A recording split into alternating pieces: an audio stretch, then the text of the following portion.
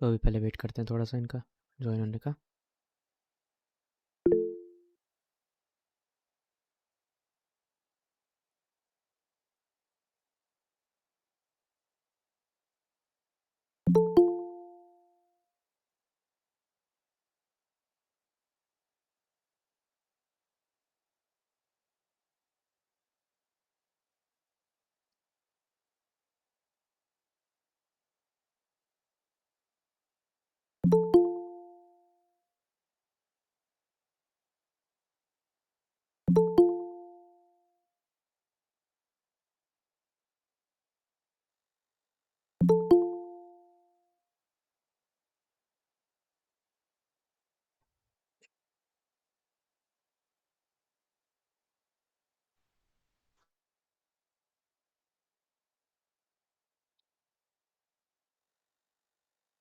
Okay चलो देखते हैं, अब आते रहेंगे बाकी।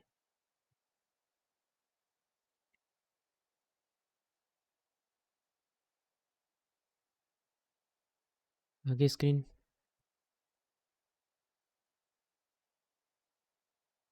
ठीक है, आ गया। तो आज हम रिवाइज करेंगे पूरा टॉपिक जावास्क्रिप्ट का प्रोमिसेस। और इस सेशन के एंड में हम एक न्यूज़ ऐप बनाएंगे। ये प्लेन जावास्क्रिप्ट से बना हुआ है, मतलब वनीला जावास्क्रिप्ट। इसमें हम सर्च भी कर सकते हैं, जैसे कि मैंने सर्च किया और उससे रिलेटेड न्यूज़ आ गई।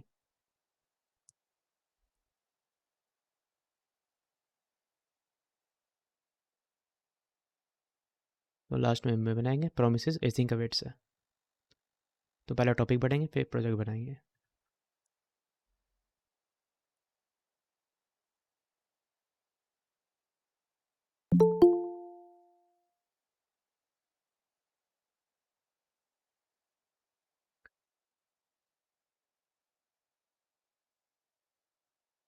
तो प्रोमिसेस हम एक तरह से एसिंक्रोनस रिक्वेस्ट हैंडल करने के लिए जावास्क्रिप्ट में यूज़ करते हैं। ये बेसिक स्ट्रक्चर होता है प्रॉमिस का, कि हमने जैसे कोई एक वेरिएबल बनाया प्रॉमिस, फिर वो एक रिटर्न करेगा न्यू प्रॉमिस। अब ये काम कैसे करता है मैं नीचे अच्छे से बताऊंगा। अब या तो प्रॉमिस रिजॉल्व होगा या रिजेक्ट होगा। अगर कुछ ऑपरेशन सक्सेसफुल हो गया तो रिजॉल्व हो जाएगा, अगर ऑपरेशन फेल हो जाता है तो रिजेक्ट हो जाएगा।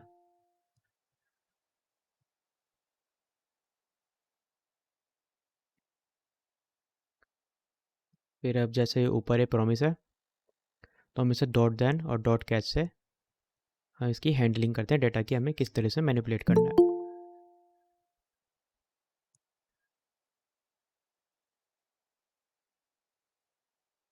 अब प्रॉमिस की 3 स्टेट होती हैं इसमें जावास्क्रिप्ट में।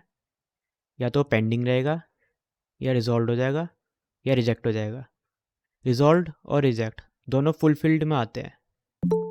मतलब या तो फुलफिल्ड होके वो रिजॉल्व हो जाएगा, मतलब हमारा डेटा मिल चुका है, या तो फुलफिल्ड होके डेटा नहीं मिलेगा हमें।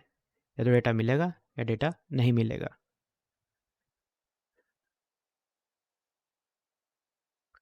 अब मैं इसे एक छोटे से एग्जांपल से समझाता हूँ।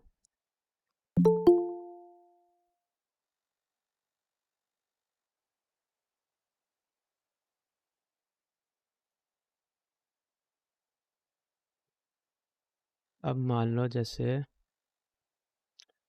ये कोई एक व्यक्ति है और ये उसका दोस्त है, ठीक है। अब ये इसका मान लो हम पर्सन 1,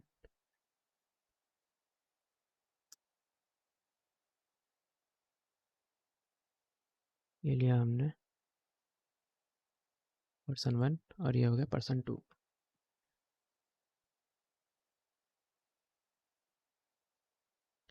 अब इसने इससे मान लो पैसे लिए,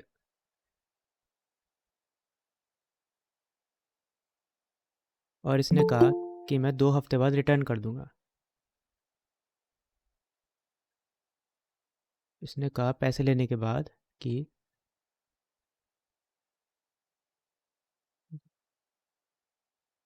2 हफ्ते में रिटर्न कर देगा। अब इसने इससे एक तरह से प्रॉमिस किया कि मैं 2 हफ्ते बाद रिटर्न कर दूंगा। इसने रिक्वेस्ट करी, इसने कहा 2 हफ्ते बाद मैं इसे रिटर्न कर दूंगा। अगर इसने 2 हफ्ते बाद इसको पैसे रिटर्न कर दिए तो वो हो गया रिजॉल्व।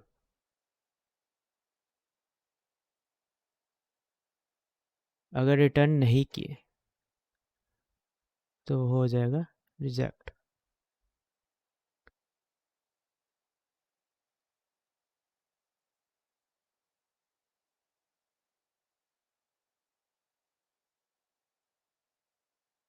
अब देखो एक बात बताता हूँ मैं।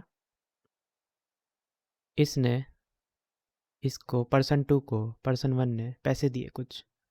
अब इसने इससे प्रॉमिस किया कि वो इंग्लिश वाला ही प्रॉमिस एक तरह से, कि एक 2 हफ्ते बाद ये इसे रिटर्न कर देगा। अब इनने अगर इसे 2 हफ्ते बाद रिटर्न कर दिए पैसे तो ये हो जाएगा रिजॉल्व, मतलब कि हमें डेटा मिल चुका। अब इसने अगर 2 हफ्ते बाद इसे पैसे नहीं दिए तो ये हो जाएगा रिजेक्ट, मतलब कि इन्हें पैसे नहीं दिए, प्रॉमिस फेल्ड हो गया।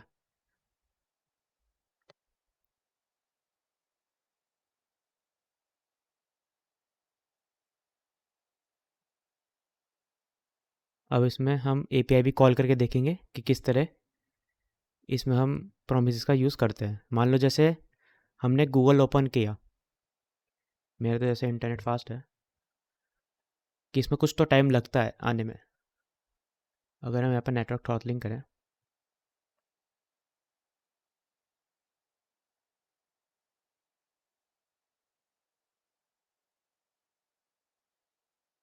तो देखो कुछ टाइम लग रहा है और फिर ये लोड हो जाएगा।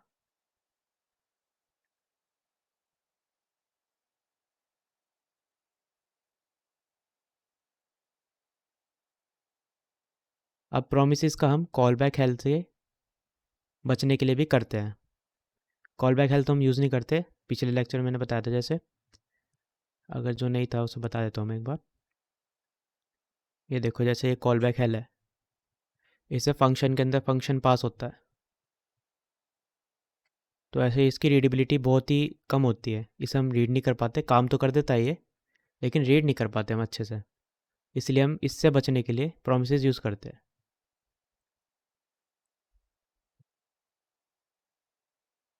अब जैसे इसका बेसिक स्ट्रक्चर ऐसे होता है प्रॉमिस का।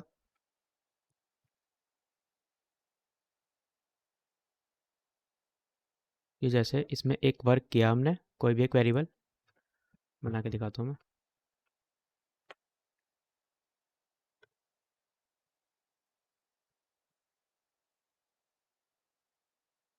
हमने एक कांस्टेंट वेरिएबल बनाया, न्यू प्रॉमिस।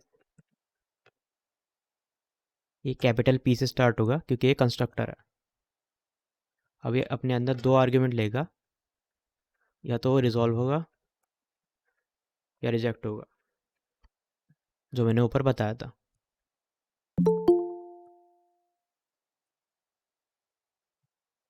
अब फिर इसको हम एक एरो फंक्शन बना देंगे। इसने अपने अंदर दो आर्गुमेंट ले रखे हैं, रिजॉल्व और रिजेक्ट, ये दोनों फंक्शन है। अब ये फंक्शन प्रॉमिस के कंस्ट्रक्टर प्रोवाइड करता है, हमें बनाने की ज़रूरत नहीं होती, ये ऑलरेडी इसके अंदर डिफाइंड होता है। अब जैसे इसके अंदर हम एक सेट टाइम आउट ले लेते हैं, क्योंकि सेट टाइम आउट एक एसिंक्रोनस फंक्शन है, तो ये 1 सेकंड बाद रन होगा। अब ये बेसिक फंक्शन मैंने बनाया क्या है, हमने एक वेरिएबल लिया वर्क के नाम से, कोई भी नाम ले सकते हैं, वर्क के नाम से लिया हमने न्यू, फिर प्रॉमिस कंस्ट्रक्टर कैपिटल पी के साथ। फिर उसने अपने अंदर दो आर्ग्यूमेंट्स लिए, रिजॉल्व और रिजेक्ट, पहले रिजॉल्व फिर रिजेक्ट। फिर उसे हमने एक एरो फंक्शन बनाया, उस फंक्शन के अंदर हमने एक सेट टाइम आउट बनाया,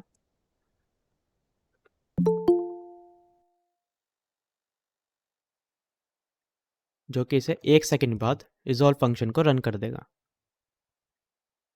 अब रिजॉल्व में हम यहाँ पे वैल्यू पास करते हैं कि हमें किस तरह की वैल्यू रिजॉल्व करने के बाद हमें प्रोवाइड करनी है। यहाँ पे हम स्ट्रिंग प्रोवाइड कर सकते हैं, एरे प्रोवाइड कर सकते हैं, ऑब्जेक्ट प्रोवाइड कर सकते हैं, मतलब जिस तरह का भी डेटा हो हम यहाँ पे रिजॉल्व में पास कर सकते हैं। अब जैसे दिस इज सम डेटा, मैंने यहाँ पे स्ट्रिंग पास कर दिया। अब ये प्रॉमिस है, ऐसे तो रन होगा नहीं है, देखो एक सेकंड, ये ऊपर वाला कंसोल लॉक कर देता हूँ मैं।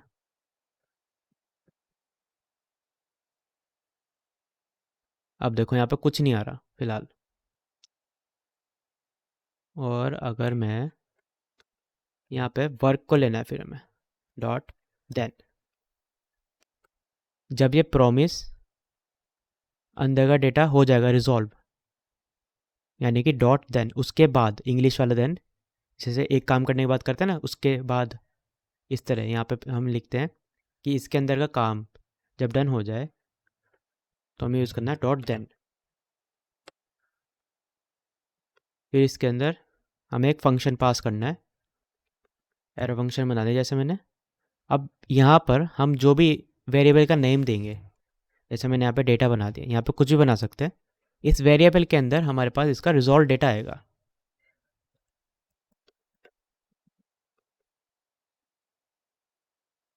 इस वेरिएबल का नाम हम कुछ भी रख सकते हैं, जैसे मान लो मैंने यही रख दिया।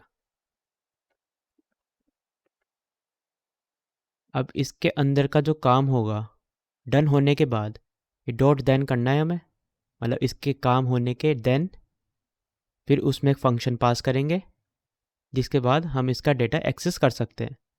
अब इस वेरिएबल के अंदर आएगा क्या, देखो यहाँ पर आ रहा दिस इज सम डेटा, ये आया कहाँ से, रिजॉल्व के अंदर हमने जो पास किया वो इसके अंदर आ गया। अब रिजॉल्व के अंदर मैं कुछ भी पास कर सकता हूँ, जैसे एरे देता हूँ मैं,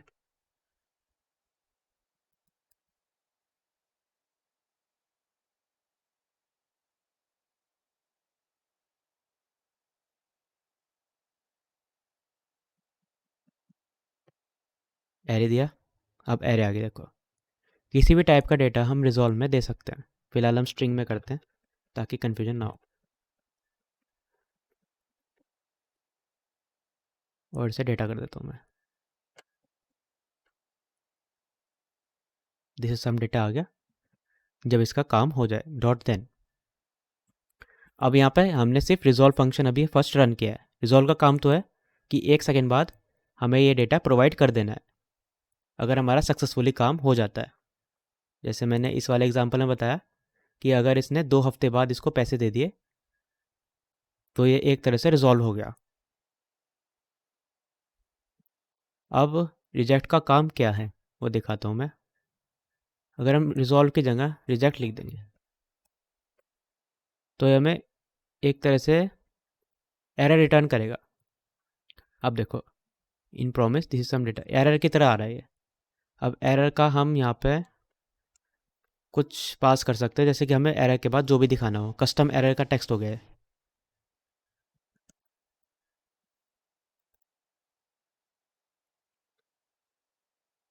जैसे मैंने एरर नोट फाउंड कर दिया। अब यहाँ पे एरर का इस तरह हम डिफाइन कर सकते हैं। इसको और अच्छे से समझने के लिए मैं दोनों पास करके दिखाता हूँ। अब जैसे इसी फंक्शन में, मतलब इसी प्रॉमिस के अंदर, ये 1 सेकंड में तो उसे रिजेक्ट कर रहा है। अगर मैं इससे पहले, यानी कि ये 2 सेकंड में रिजेक्ट ले लेते हम, और ये 1 सेकंड में इसे फुलफिल कर देगा।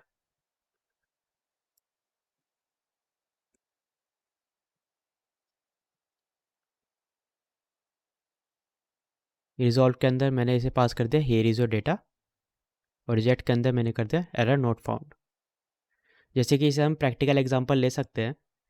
हम कोई पेज लोड कर रहे हैं, उसका टाइम हमने सेट कर रखा है। अगर उसका इंटरनेट इतना फास्ट है कि वो 1 सेकंड के अंदर खोल दिया तो उसे कुछ डेटा दिखा दो। अगर उसका इंटरनेट काफ़ी स्लो है, जैसे कुछ खोलते हुए एरर आ जाता है, ज़्यादा टाइम लग जाता है खोलते हुए वेबसाइट्स को, तो यहाँ पे एरर दिखा देंगे हम 404 या जो भी।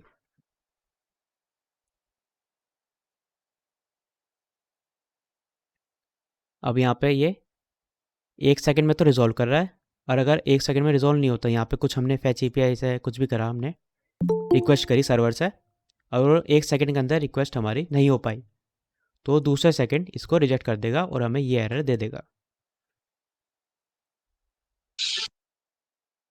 अब देखो 1 सेकंड में ये रिजॉल्व कर रहा है। 1 सेकंड में रिजॉल्व हो गया। अगर मैं इसे कर दूँ 3 सेकंड में रिजॉल्व होगा और 2 सेकंड में रिजेक्ट होगा, तो ये पहले रिजेक्ट हो जाएगा और इसके बाद ये रन ही नहीं करेगा, क्योंकि रिजेक्ट हो चुका और इससे बाहर निकल चुका अभी।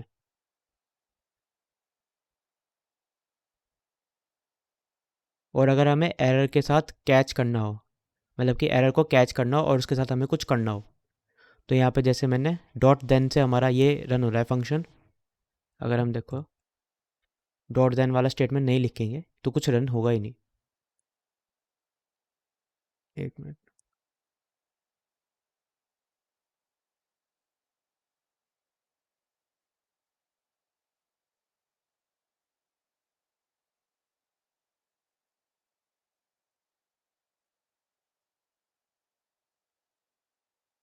56।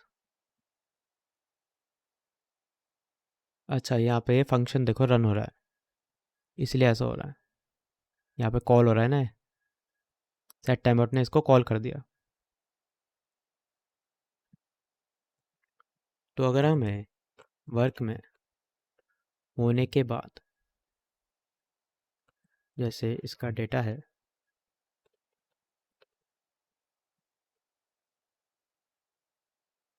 हमने इसे 1 सेकंड में रिजॉल्व करा और दूसरे सेकंड में रिजेक्ट है, तो ये तो आ गया डेटा।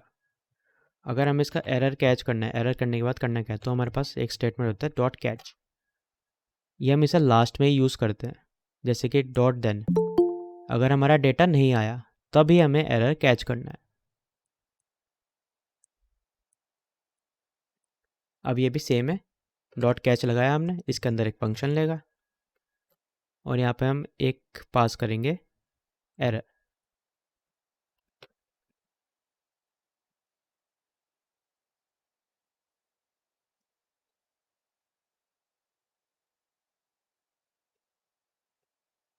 अब देखो जैसे मैंने ये लिखा, अगर एरर नहीं आएगा तो ये रन नहीं होगा, अगर एरर आएगा तभी कैच स्टेटमेंट रन होगा। ये इफ एल्स की तरह मान सकते हैं। अगर एरर नहीं आया इफ़, तो डेटा शो हो जाएगा। अगर एरर आया तो कैच स्टेटमेंट रन हो जाएगा। एक तरह से प्रोमिस का इफ एल्स है। तो अगर हम इसे रिजेक्ट करते हैं, ये 2 सेकंड में रिजेक्ट होगा। तो देखो, अबे रेड में नहीं आया, error not found, catch statement वाला ये रहा। इसके साथ हम कुछ और भी कर सकते हैं, जैसे हमें किसी पेज पे रीडायरेक्ट करना हो या हमें कुछ कस्टम डायलॉग बॉक्स भी शो करना हो, तब कर सकते हैं।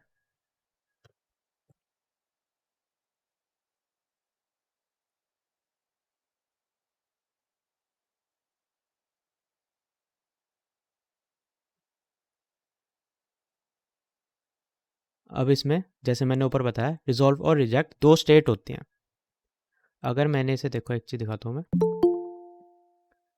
ये 5 सेकंड में होगा रिजॉल्व और 10 सेकंड में होगा रिजेक्ट। अब मैंने यहाँ पे सेम कर दिया, 5 सेकंड में रिजॉल्व और 10 सेकंड में रिजेक्ट। अगर मैं इसे पहले ही कंसोल लॉग कर दूँ, डॉट वर्क एक प्रॉमिस रिटर्न करता है, न्यू प्रॉमिस है ना, इसलिए प्रॉमिस रिटर्न करता है। तो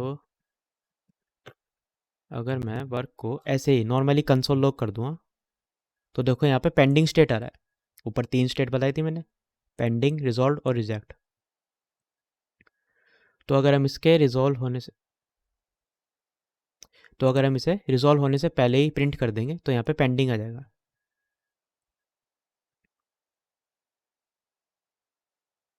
इसकी स्टेट तो फुलफिल हो चुकी है, क्योंकि पेंडिंग पेंडिंग होने के बाद हमें रिटर्न करेगा। इसको मैं और अच्छे से अगले एग्जांपल में बताता हूँ।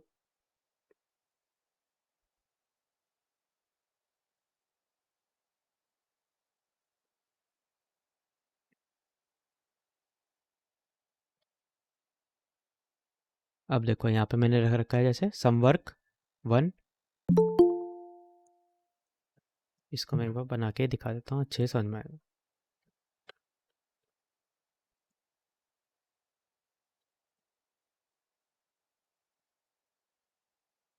हमने एक कांस्टेंट बनाया, उसके बाद न्यू प्रॉमिस, अंदर ले गए रिजॉल्व, रिजेक्ट। फिर यहाँ पे हम कोई भी एसिंक्रोनस काम करेंगे। सेट टाइम आउट लगा रहा हूँ फिलहाल मैं, पैच एपीआई भी इसी में बताऊंगा अभी।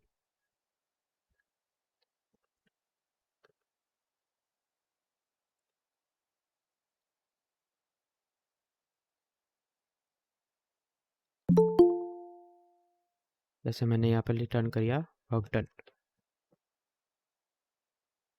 और इसी तरह हम दूसरा बना लेंगे।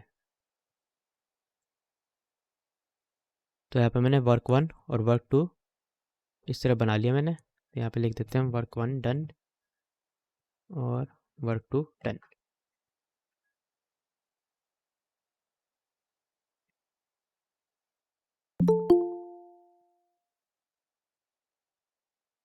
अब इसमें होगा क्या, देखो, मैं एक को रिजेक्ट कर देता हूँ और एक को रिजॉल्व कर देता हूँ। दोनों काम होंगे 1-1 सेकंड में ही। एक वाला जो हमारा 1 वाला है, ये तो 1 सेकंड में रिजॉल्व हो जाएगा, यानी कि हमें डेटा मिल जाएगा। और जो दूसरे वाला मैंने बनाया है, ये 1 सेकंड में ही, उसी 1 सेकंड में, मतलब जिस सेकंड में ये रन हो रहा है उसमें रिजेक्ट हो जाएगा। अब अगर वर्क 1 डॉट देन, मतलब कि प्रॉमिस वाले स्टेटमेंट में जो चीज़ प्रॉमिस रिटर्न करती है उसमें हम डॉट देन का यूज़ करते हैं। अब इसका जो डेटा होगा, कंसोल लॉग करके डेटा कर दिया। 1 वाले का तो वर्क डन हो गया, दूसरे वाले में एरर आ रहा है।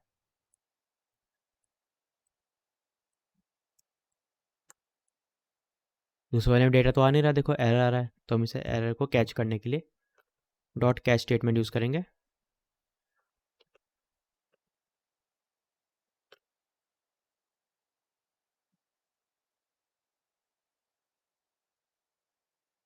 यहाँ पे अच्छा है, रिजेक्ट में एरर आ रहा है,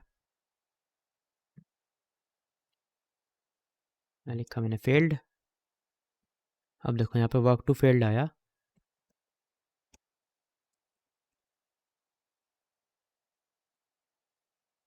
कैश स्टेटमेंट से रन हो रहा है, मैंने यहाँ पे लिख दिया। अब देखो यहाँ पे कैश स्टेटमेंट से रन हो रहा है।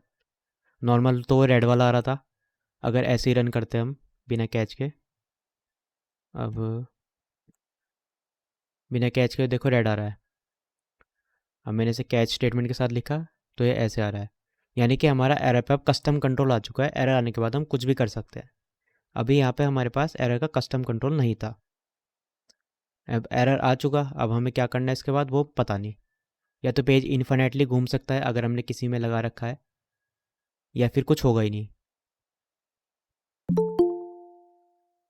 तो अगर हम प्रॉमिस यूज़ कर रहे हैं किसी स्टेटमेंट में या फैच एपीआई कॉल कर रहे हैं, तो हमें कैच स्टेटमेंट लगाना चाहिए ताकि हम एरर को अच्छे से हैंडल कर पाएँ।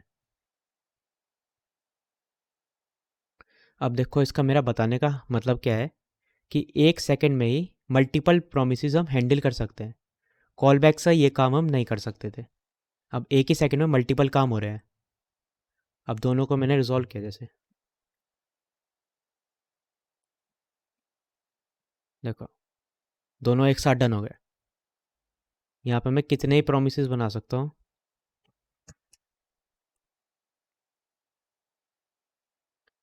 अब यहाँ पे इसको भी लगा देते हैं हम।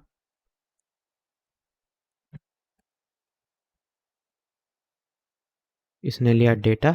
अब देखो इसमें एक छोटी सी चीज़ है, यहाँ मैंने इसमें ब्रैकेट में यूज़ किया है डेटा को। अगर एरो फंक्शन में खासियत होती है कि अगर एक ही यहाँ पे हम पास कर रहे हैं तो हमें शुरुआत वाला ब्रैकेट लगाने की ज़रूरत नहीं होती। इससे मेरा क्या मतलब है, देखो अभी तो मैंने यूज़ किया था ऐसे नॉर्मल एरो फंक्शन। यहाँ मैंने देखो शुरुआत में ब्रैकेट लगा रखा है। अब यहाँ पे बस हमें डेटा ही पास करना है।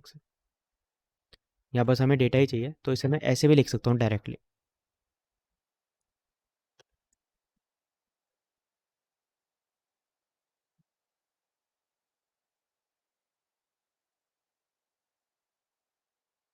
अब देखो तीनों एक साथ हो गए, मतलब डन।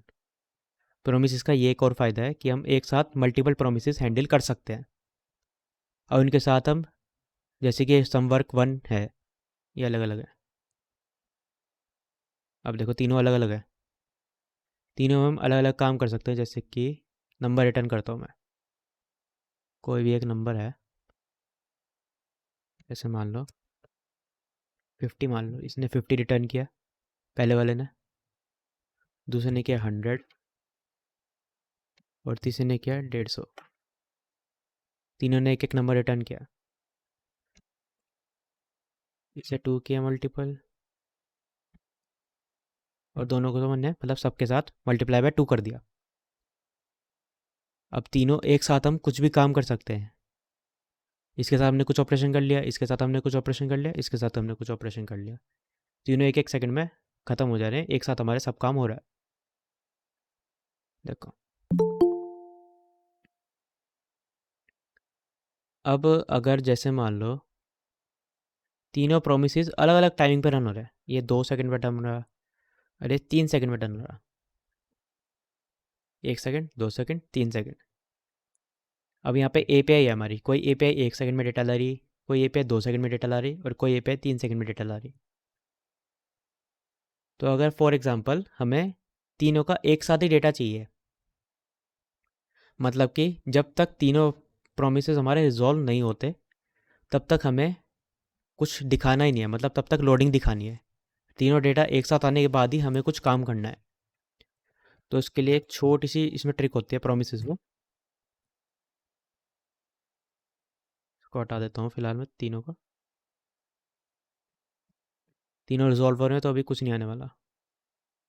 देखो एरर आता है तो एरर शो हो जाता है। अब इसमें एक वेरिएबल बनाते हैं सबसे पहले, ऑल प्रोमिस, कुछ भी नाम रख सकते हैं, तो मैंने कुछ ही रख दिया। अब प्रॉमिस कंस्ट्रक्टर डॉट ऑल, ये इसमें इनबिल्ट फंक्शन होता है प्रॉमिस में। अब इसके अंदर हम एक एरे पास करते हैं प्रोमिस की, जिनका हमें वेट करना है, जैसे रिएक्ट जेएस में होता है। तीनों को हमने ऐसे पास कर दिया, अलग अलग लिख लेते हैं। नंबर 1, नंबर 2, होमवर्क 3 तीनों की हमने एरे पास कर दी इसमें। अब एक हमारा 1 सेकंड में रन हो रहा है, एक 2 सेकंड में, एक 3 सेकंड में।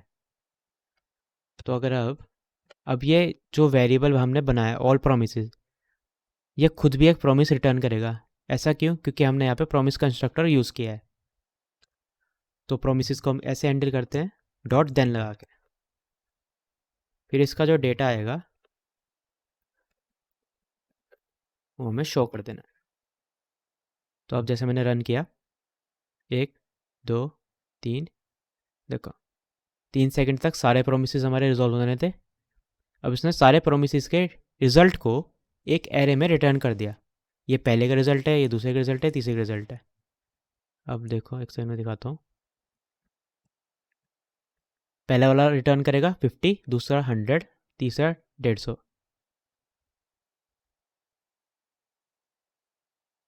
अब देखो इसने 3 सेकंड बाद ही किया, सबको एक साथ ही दे देने रिजल्ट। अब इसको हम यूज़ कर सकते हैं, डॉट डेटा डॉट ज़ीरो चाहिए अगर हमें,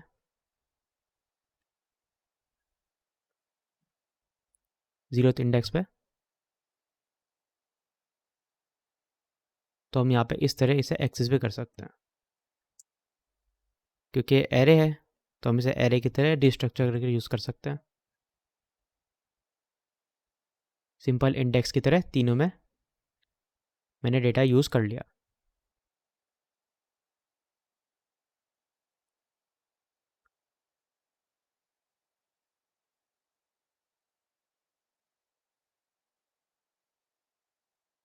अब यहाँ पे ये एग्जांपल मैंने ऊपर जो बताया वही है, यहाँ पे लिखा हुआ है।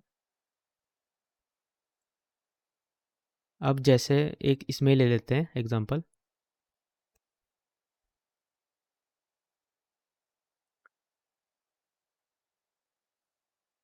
ये हो गया रिजल्ट।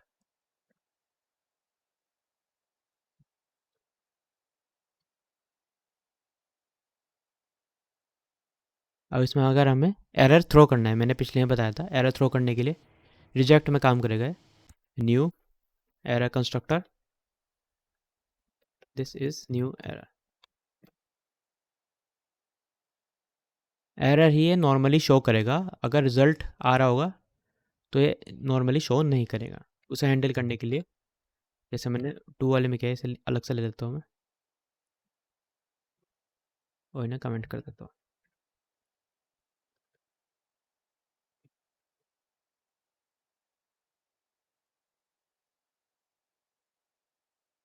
पहले तो डेटा चेक करेगा, डेटा मिल रहेगा, अगर नहीं मिलता है डॉट कैच।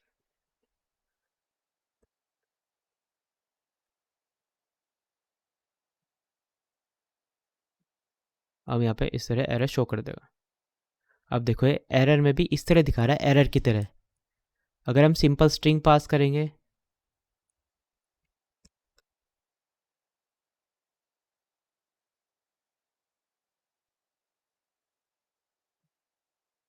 तो ये स्ट्रिंग की तरह शो कर देगा। 1 सेकंड कर देते हैं। अब देखो अगर मैंने रिजेक्ट वाले में सिंपल स्ट्रिंग की तरह पास किया एरर हमारा, तो ये सिंपल स्ट्रिंग की तरह ही कंसोल में शो कर रहा है। अगर हम इसे न्यू एरर के साथ यूज़ करेंगे तो यहाँ पे एरर की तरह शो करेगा और हमारी लाइन भी बता देगा कि किस लाइन में एरर आया हमारा। इस पर क्लिक करेंगे तो देखो यहाँ पे रिजेक्ट वाला रन हुआ है तो इन्हें बता दिया। तो रिजेक्ट वाले में हम न्यू एरर इस तरह यूज़ करते हैं तो अच्छे से पता चल जाता है कि एरर कहाँ पे आया और क्या आया। इस तरह क्लिक करके फिर पता भी चल जाता है। नीचे वाले ऑप्शन में इस तरह पता नहीं चलता। देखो यहाँ पे कुछ नहीं पता चल रहा।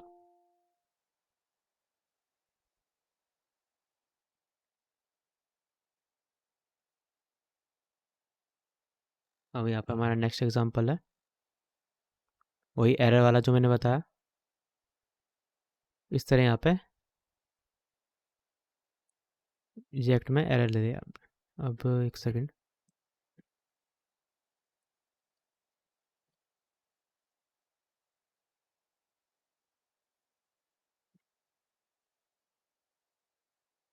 देखो अब इसमें मैंने किया क्या है, अभी उधर मत देखो। इसे मैंने नो प्रॉमिस बनाया कोई भी वर्क का। अब 1 सेकंड।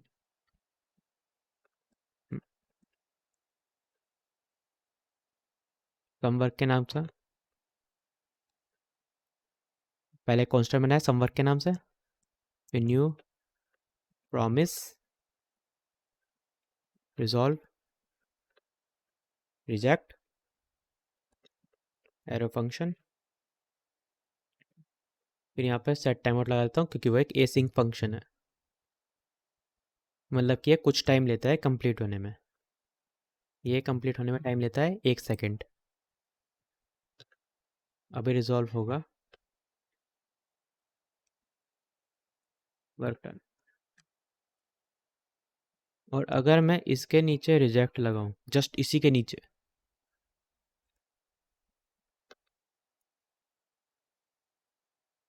वो ऊपर वाला रन हो रहा है शायद।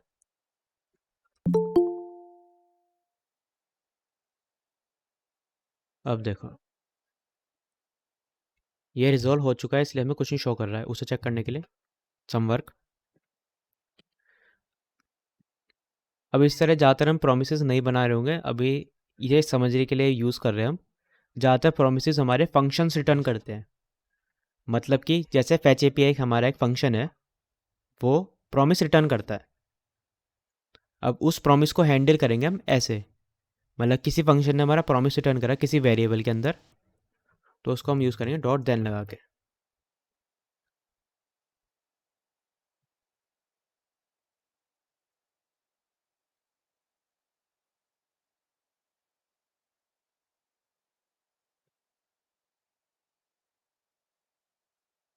अब जैसे हमने ऊपर रिजॉल्व था और नीचे रिजेक्ट जस्ट, तो उन्हें रिजॉल्व लेके इससे एग्जिट कर गया है। इससे फ़र्क नहीं पड़ता कि इसके नीचे क्या था। अब जैसे ही अगर मैं सेम टाइमिंग पे रिजेक्ट ऊपर कर दूँगा तो रिजेक्ट हो गया।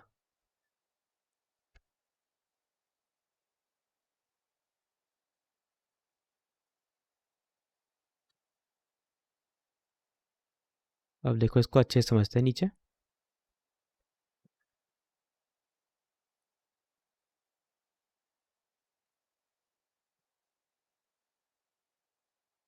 अब इसमें हम क्या कर सकते हैं, ये हमारा सेम फंक्शन है। हम एक प्रॉमिस में मल्टीपल हैंडल एक साथ कर सकते हैं। मतलब क्या है मेरा, अब ये सिर्फ रिजॉल्व करता है 1 सेकंड के अंदर। तो मान लो जैसे कि एक नंबर रिटर्न करता है 10, 1 सेकंड के अंदर, 1 सेकंड बाद मतलब ये हमें एक नंबर रिटर्न करता है रिजॉल्व में 10। तो अब हमने क्या किया, some work dot then promise handle करने के लिए डेटा, जो भी डेटा वो रिजल्ट करेगा हमारा प्रॉमिस। अब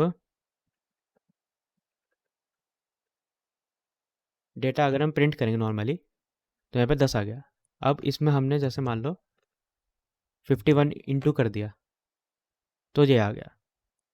और अगर हम इसी सेम प्रॉमिस में ये करें 125 से इंटू कर दिया, तो देखो सेम प्रॉमिस के डेटा के रिटर्न के साथ, मतलब कि इसने जो हमें रिटर्न किया था 10 रिटर्न किया था इसने हमें, उसी डेटा को मैंने रिटर्न किया, कंसोल लॉग कराया, इंटू कर दिया 51 से, और उसी को मैंने मतलब सेम प्रॉमिस के साथ मैंने दूसरे से भी कर दिया।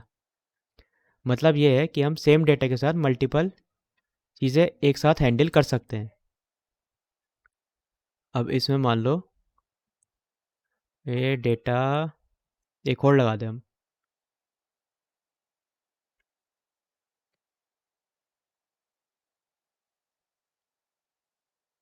इसमें हम कितने ही हैंडल लगा सकते हैं एक में, ये सबको एक साथ रिजॉल्व कर देगा। ये एक साथ होंगे सारे यार, क्योंकि हमारा प्रॉमिस रिजॉल्व होने के बाद ये डेटा जो भी हमें करना होगा इसके साथ वो ये कर देगा। देखो यहाँ पे कितने लगा लो, एक प्रॉमिस के साथ हम मल्टीपल हैंडल इस तरह लगा सकते हैं। हमने किया क्या है, सिंपल प्रॉमिस है, कोई भी फंक्शन हमारा प्रॉमिस रिटर्न कर रहा है। अब उसके साथ हमने डेटा लिया, डेटा रिटर्न में आया हमारे पास, ये वेरिएबल नेम है, कुछ भी रख सकते हैं यहाँ पे, जैसे मैंने यहाँ पे एनीथिंग भी लिख दिया तो ये सेम काम करेगा। देखो ये वेरिएबल नेम है, कुछ भी रख सकते हैं। ईजी के लिए मैं यहाँ पे डेटा यूज़ करता हूँ, क्योंकि प्रॉमिस से हमारे पास डेटा रिटर्न आया तो इससे याद रहता है।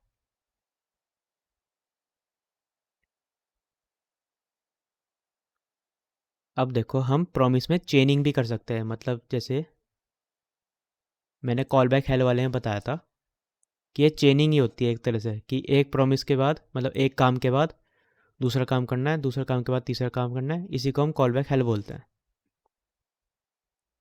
तो इसे किस तरह हैंडल करते हैं हम कॉल बैक की मतलब प्रोमिस की चेनिंग से।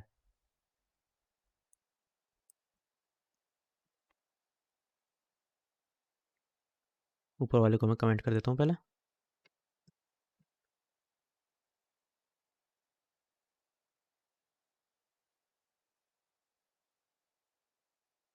अब देखो प्रॉमिस हमारे पास जो भी डेटा होगा वो रिटर्न करेगा। अब एक सेकंड,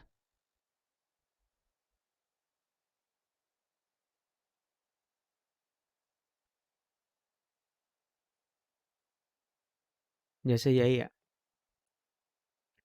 आपने पूछा ना कि मतलब प्रॉमिस रिटर्न क्या करता है। अब रिजॉल्व में हमारे पास रिटर्निंग वैल्यू है, यहाँ पे हम कुछ भी पास कर सकते हैं, मतलब कि एरे है, जैसे कि एरे मैंने इसके अंदर पास करी तो इनने हमें, एक सेकंड, अब इसने हमें एरे रिटर्न कर दिया।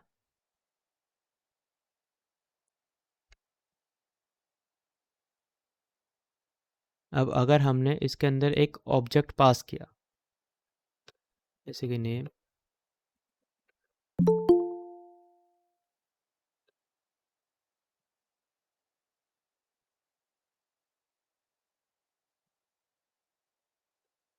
अब इसके अंदर मैं एरे पास कर देता हूँ एक, जैसे कि HTML CSS या कुछ भी इस तरह। अब देखो, अब इसने ऑब्जेक्ट रिटर्न कर दिया। तो जिस तरह का डेटा हमारा प्रॉमिस रिटर्न कर रहा होगा, मतलब किसी भी टाइप का कर देगा, ज़्यादातर वैसे ऑब्जेक्ट रिटर्न आते हैं। वो हम API में अभी दिखाऊंगा मैं नीचे कैसे। तो अभी हम प्रॉमिस चेनिंग देख रहे थे।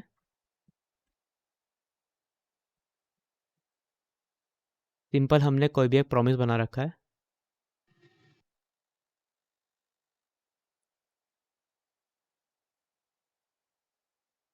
तो ये मैंने कैसे बनाया कि कोई भी task new promise resolve reject, then हमारा अंदर जो काम हो रहा होगा वो हो जाएगा।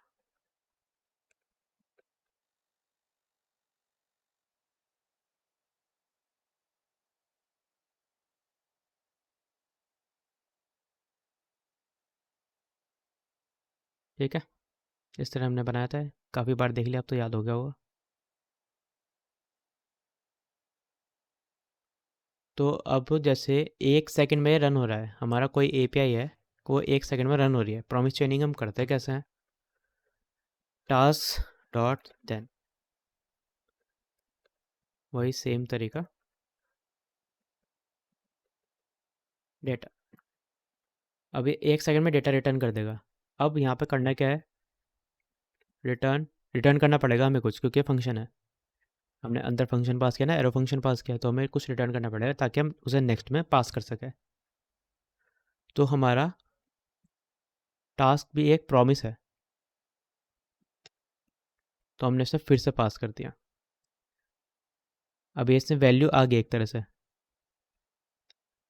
तो इसकी वैल्यू के बाद डाटा 1, इसका 2 कर देते हैं और ऊपर 1 कर देते हैं।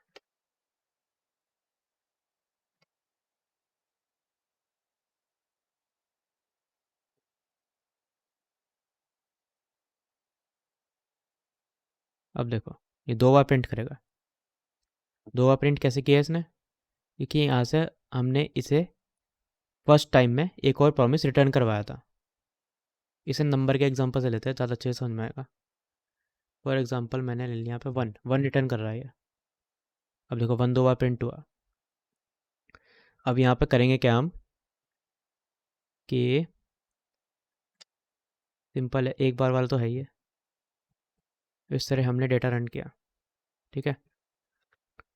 अब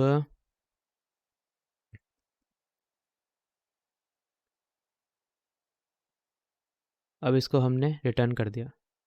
टास्क +1 कर दिया अगर हम, तो यहाँ पे एक प्लस कर देगा ये, यानी कि हमने नई वैल्यू रिटर्न करी इस डेटा के साथ।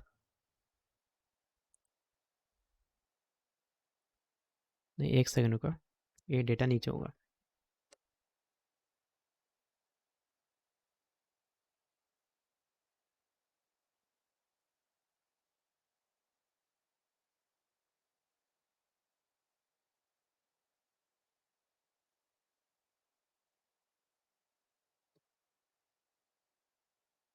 अब देखो, यहाँ पे इसमें प्रीवियस डेटा में एक प्लस कर दिया यहाँ पे। ये हुआ कैसे, अच्छे से समझाता हूँ। हमने टास्क 1 किया, डॉट देन कंसोल लॉग कर दिया, वो तो दिखाने के लिए। फिर हमने रिटर्न कर दिया डायरेक्ट। जब ये रिजॉल्व हो जाएगा 1 सेकंड बाद, तो यहाँ पे इसे रिटर्न कर दिया। अब इस रिटर्न की वैल्यू नेक्स्ट देन के डेटा में चली जाती है। हमने यहाँ पर रिटर्न किया, उसकी वैल्यू यहाँ पर आ चुकी है। यहाँ पर एक तरह से 1 था, अब इस डेटा में जा चुकी है इस 1 की वैल्यू। अब उस 1 के साथ हम कुछ भी कर सकते हैं, यहाँ पे 2 हो गया।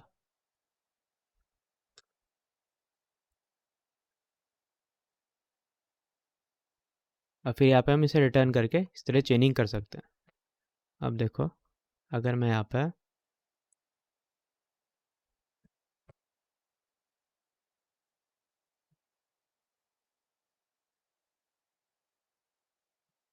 जैसे हमारा ये वाला एग्जांपल है, सिंपल है कि हमने वही टास्क वाला फंक्शन बना रखा है मैंने। इसे हम रिजॉल्व हटा देते हैं। ये 10 रिटर्न कर रहा है, यहाँ पे 10 रिटर्न दिख रहा है। अब हमें करना क्या है, नीचे वाला कमेंट कर देते हैं।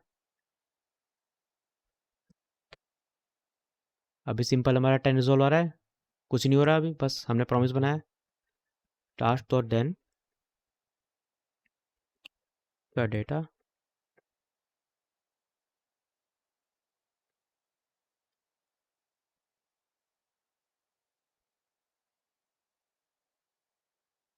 ठीक है। अब यहाँ पे रिटर्न हो गया सिंपल। अब अगर यहाँ पे हम रिटर्न में न्यू प्रॉमिस करें, ये अपने सेम रिजॉल्व रिजल्ट रहेगा।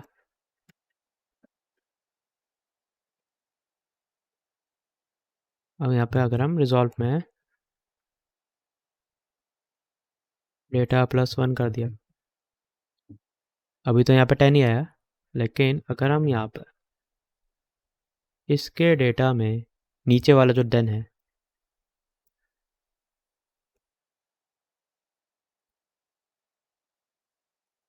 डेटा प्रिंट करेंगे, तो यहाँ पे 11 आएगा।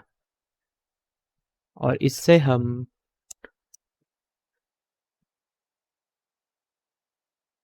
सेम ऊपर वाला कॉपी पेस्ट डाल लेते हैं। डेटा +1 फिर ये कर देगा।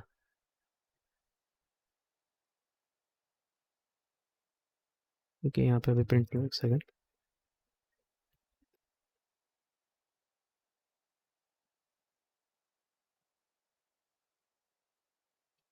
अब देखो, ये प्रिंट हो गया। अब ये 1 सेकंड बाद क्यों नहीं रन हो रहा है, क्वेश्चन हो सकता है कि मतलब 1 सेकंड में तो हो गया, लेकिन ये बाद वाले तुरंत हो गए। ऐसा क्यों, क्योंकि ये तो 1 सेकंड में रिटर्न कर रहा है। अब 1 सेकंड के बाद ये रिजॉल्व हो चुका, तो उसके बाद डेटा हमारा इसलिए फटाफट रन हो रहा है। अब हम कर क्या सकते हैं इसके लिए, यहाँ पर हम सेट टाइम आउट लगा सकते हैं। इसके अंदर प्रॉमिस के अंदर हम जो रहा है नेस्टेड, अब ये 1 सेकंड बाद रन होगा इसके अंदर।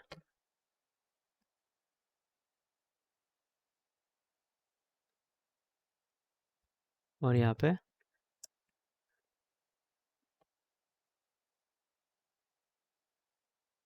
अब देखो, 1 1 सेकंड बाद ही करेगा। ऊपर वाले में भी सेट टाइम आउट लगा देते हैं।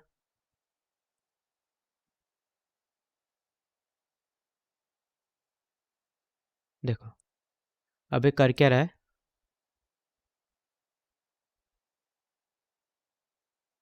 यहाँ पे आया, हमारा ऊपर वाला प्रॉमिस रिजॉल्व हुआ 1 सेकंड में, डेटा आ गया। अब उसने एक नया प्रॉमिस रिटर्न किया जो 1 सेकंड में रिजॉल्व होता है, डेटा के साथ +1 कर दिया। अब जो इसने रिटर्न करा उसका डेटा 1 सेकंड बाद रिजॉल्व होगा, फिर उसके साथ +1 कर देगा। अब फिर नीचे डॉट देन किया, वो रिटर्न न्यू प्रॉमिस करेगा, फिर हम डेटा में +1 कर देंगे। यहाँ पे प्रॉमिस रिटर्न हो रहा है, तभी हम डॉट देन स्टेटमेंट यूज़ कर रहे हैं यहाँ पे।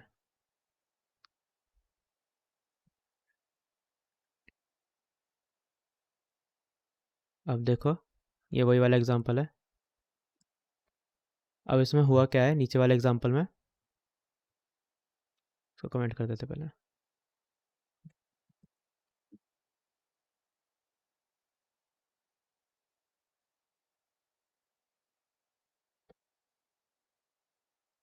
ये हमारा एक फंक्शन है जो प्रॉमिस रिटर्न करता है, और ये एक फंक्शन है हमारा कैलकुलेट नाम का, जो ए और बी वेरिएबल लेता है और ये 1 सेकंड में रिजॉल्व करके देगा उन्हें, 1 सेकंड में +1 करके देगा, मतलब दोनों को प्लस कर देगा।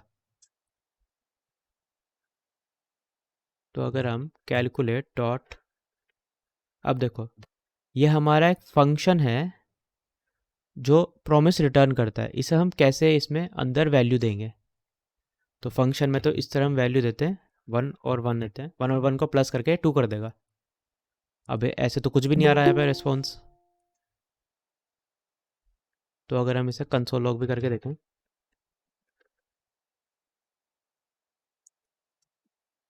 तो यहाँ पे देखो पेंडिंग स्टेट आ रहा है, क्योंकि ये एक प्रॉमिस है। अब इसे हैंडल करने के लिए फंक्शन वाले प्रोमिस को हमने इसमें इसका डेटा पास किया, 1 और 1 प्लस करके देगा, डॉट देन इसमें सेम।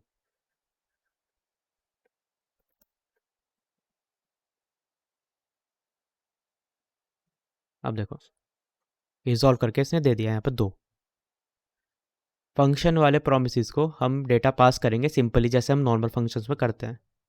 इस तरह हम पास किया, फिर डॉट देन स्टेटमेंट हमने यहाँ पर लगा दिया, जैसे हम ऊपर से लगाते आ रहे हैं डेटा में, फिर कंसोल लॉग डेटा कर दिया। अब इसमें भी हम चेनिंग कर सकते हैं। चेनिंग कैसे करेंगे, रिटर्न किया कैलकुलेट, क्योंकि ऊपर वो प्रॉमिस रिटर्न कर रहा है। अब इसके डेटा के साथ एक और प्लस कर दिया, डॉट देन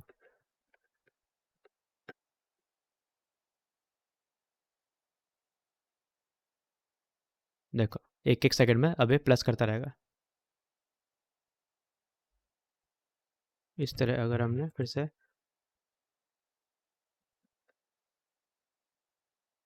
इसके डेटा के साथ एक और प्लस किया इसमें,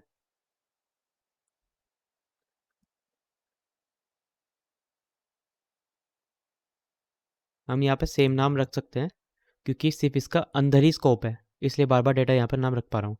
कन्फ्यूजन ना हो इसलिए मैं यहाँ पे अभी अलग रख देता हूँ, डेटा वन डेटा वन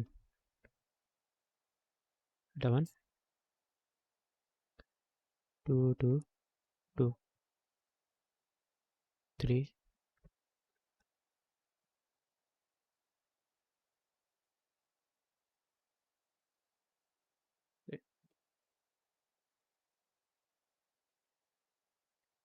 अब देखो 1 सेकंड बाद 1 सेकंड बाद 1 सेकंड बाद एक एक प्लस करता जा रहा है। इस तरह हम यहाँ पे प्रॉमिसेस में चेनिंग कर सकते हैं।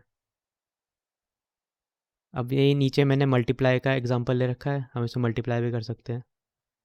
जैसे कि डेटा हमें जो मिला प्लस करके, उसका मल्टीप्लाई बाय 2, उसका मल्टीप्लाई बाय 2, उसका मल्टीप्लाई बाय 2। हम डेटा जो मिलेगा हम उसके साथ अब कुछ भी कर सकते हैं, वो हमारी मर्जी है।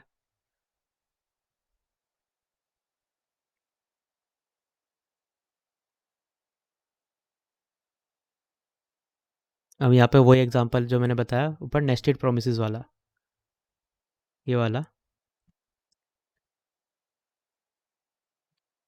ये मतलब एक कंसोल लॉग है।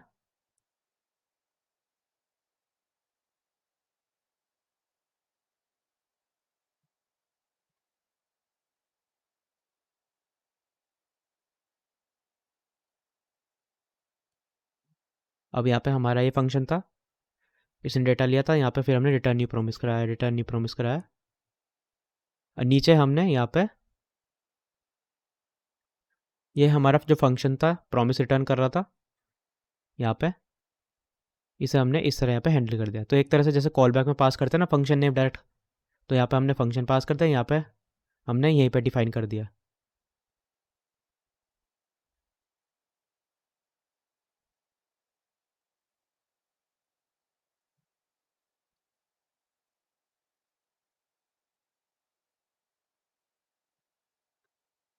अब देखो यहाँ पे हमने यहीं पे डिफाइन कर दिया था प्रॉमिस रिजॉल्व रिजेक्ट करके, और नीचे हमने पास किया था कैलकुलेट वाला।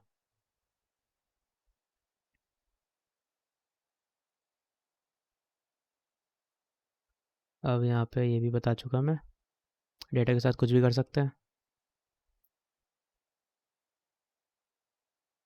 अभी ऑल वाली चीज़ें देखो, जैसे तो मैंने अभी ऊपर बताया था, यहाँ पे एक तो 1 सेकंड में पास हो रहा, एक 2 सेकंड में हो रहा, एक 3 सेकंड में हो रहा।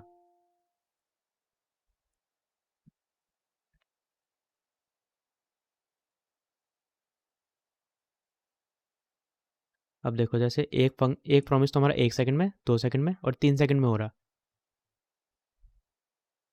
तो इसे हैंडल करने के लिए हम वही यूज़ करेंगे। हमने एक वेरिएबल बनाया इस तरह,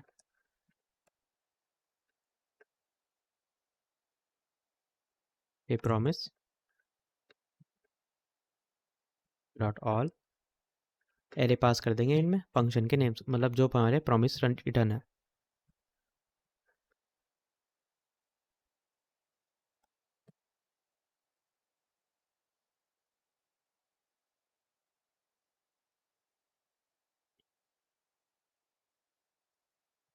अब इसे हमने प्रॉमिस के इक्वल रखा है, तो अब ये प्रॉमिस रिटर्न करेगा, ऑल प्रॉमिसेस डॉट देन करके।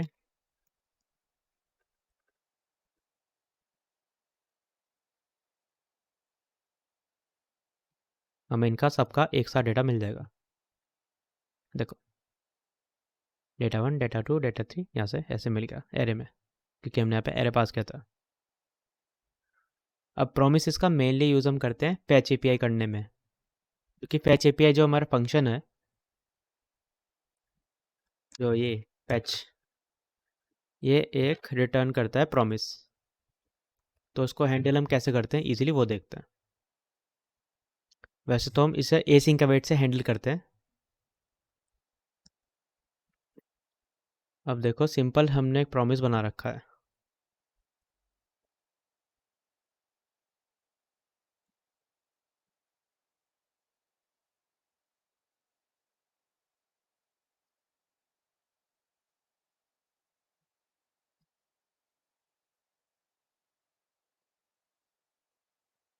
अब मैं एक न्यू प्रॉमिस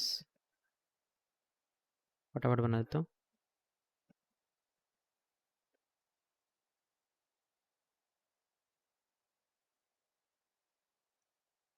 अब मान लो हमने यहाँ पे कोई एपीआई कॉल करी थी और वो 3 सेकंड लगाती रिजॉल्व होने में,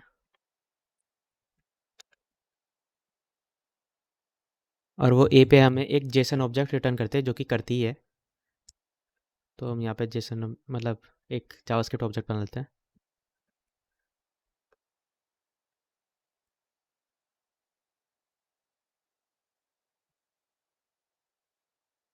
अब देखो यहाँ पे ये हमारा ऑब्जेक्ट रिटर्न कर रहा है ये।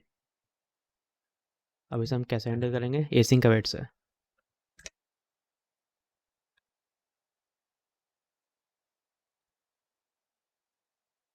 तो हम सबसे पहले एक एसिंक फंक्शन बनाएंगे। उसके लिए एसिंक लिखा फंक्शन, एसिंक फंक्शन बनाना है तो एसिंक फंक्शन लिखा है ऐसे, ये फंक्शन का नाम। फैच डेटा रख दिया मैंने, यहाँ पे लिखा मैंने रिस्पॉन्स अवेट टास्क। अब यहाँ पे मैंने अवेट की यूज़ किया क्योंकि इसके रिजॉल्व होने का हमें वेट करना है। ये अवेट कीवर्ड जो है हम एसिंक फंक्शन में ही यूज़ कर सकते हैं।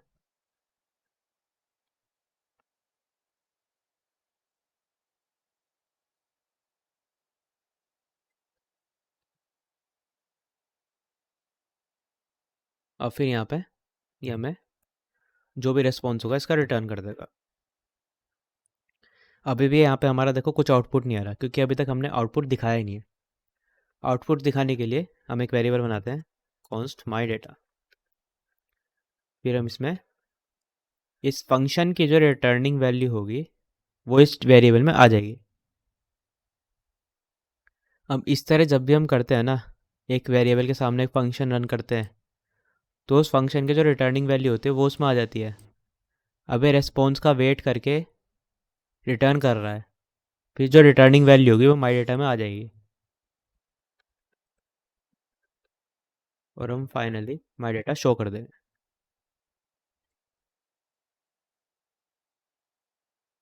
एक सेकेंड।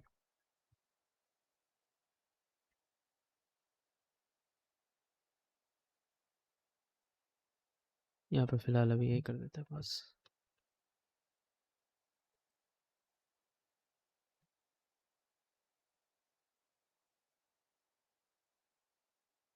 अब देखो यहाँ पे ये पेंडिंग स्टेट क्यों शो कर रहा है, क्योंकि अभी हमने प्रॉमिस हैंडल नहीं किया। क्योंकि ये हमारा एसिंक अवेट जो है एक रिटर्न कर रहा है इसकी वैल्यू, जो कि एक प्रॉमिस है। तो इसे हम हैंडल इस तरह करेंगे, माई डेटा डॉट देन। अभी प्रॉमिस बन चुका हमारा, माई डेटा हमारा एक प्रॉमिस बन चुका, क्योंकि इसने अंदर फैच, इसने इसको अंदर प्रॉमिस में हैंडल किया, प्रॉमिस हैंडल किया इसने अंदर। वही डॉट देन करके फिर हम यूज़ करेंगे।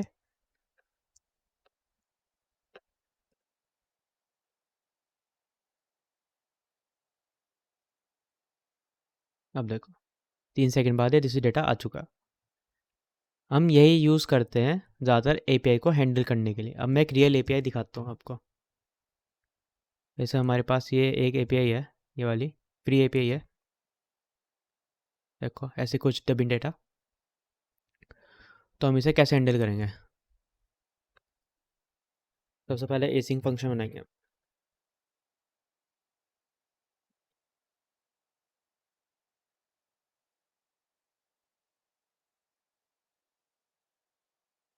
फिर हमने रिस्पॉन्स कॉन्स्ट बनाया, हमने एक वेरिएबल। वेट करेंगे फैच के लिए, हम यहाँ पे फैच फंक्शन यूज़ करेंगे। उसके अंदर हमने जो एपीआई का यूआरएल था वो पास कर दिया। अब इसे हमें जेसन में बदलना होगा।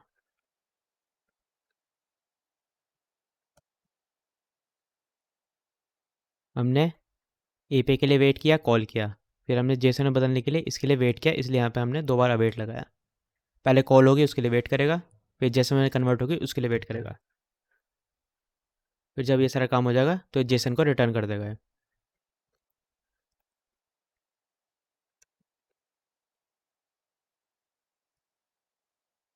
फिर इसमें हमने रिटर्निंग वैल्यू एक वेरिएबल में डाल दी। अभी हमारा वेरिएबल प्रॉमिस बन चुका।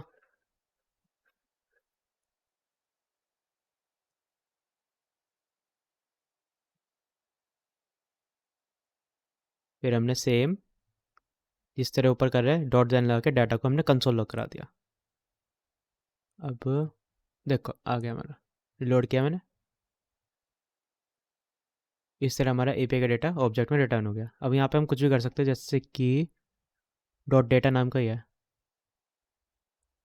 डॉट डेटा नहीं लेते, इसमें लेते हैं सपोर्ट लेते हैं, मान लो डॉट सब डॉट सपोर्ट किया। अब यहाँ पे आ गया। अब इसके अंदर हमें और डेटा चाहिए, डॉट यूआरएल कर दिया। अब डॉट यूआरएल आ गया। इस तरह यहाँ पे एपीआई डेटा एक्सेस कर सकते हैं।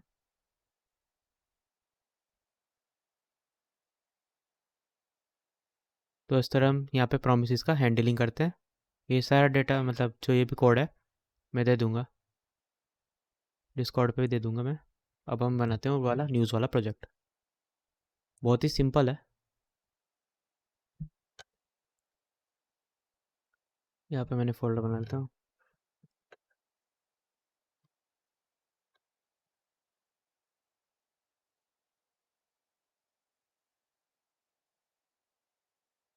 किसी को डाउट तो नहीं है वैसे प्रोमिस में? एक सेकंड।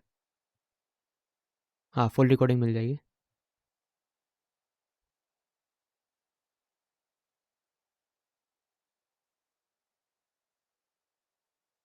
ठीक है, तो अब हम न्यूज़ ऐप बनाते हैं। पहले एक्स्ट्रा चीज़ क्लोज करते हैं।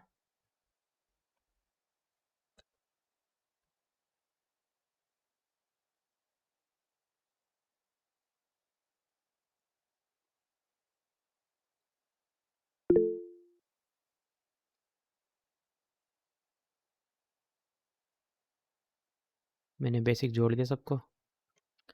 अब यहाँ पे हेडर बनाते हैं सबसे पहले। ये तो सिंपल HTML CSS है।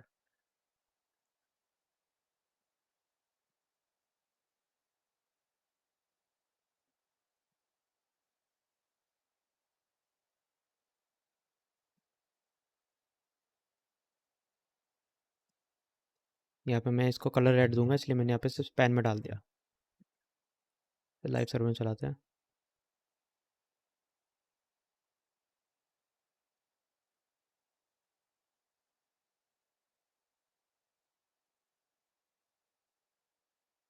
आगे इस तरह। अब इसमें फिर फॉर्म भी ले लेते हैं, क्योंकि हम सर्च यूज़ करेंगे। Input type text place holder search button type submit. Search use कर लेते हैं। इस तरह आ रहा है अभी हमारा। साइड साइड में ले लेते हैं, इजी पड़ेगा। ओके, तो पहले इसको हेडर को स्टाइल करते हैं।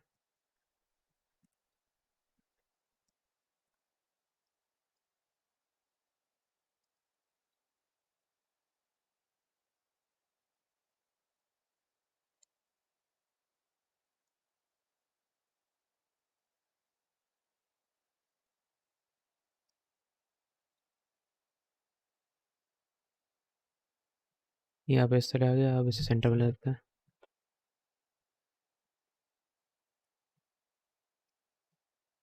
ठीक है, इस तरह आ गया।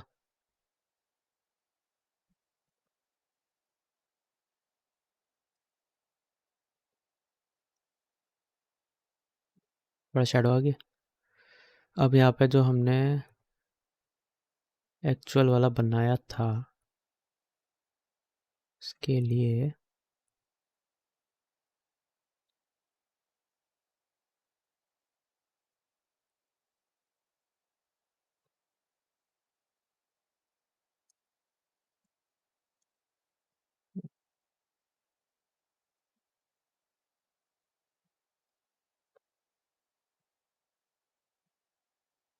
ये देखो, जैसे मैंने ये बनाया था, इसे मैंने फ्री API यूज़ करी थी।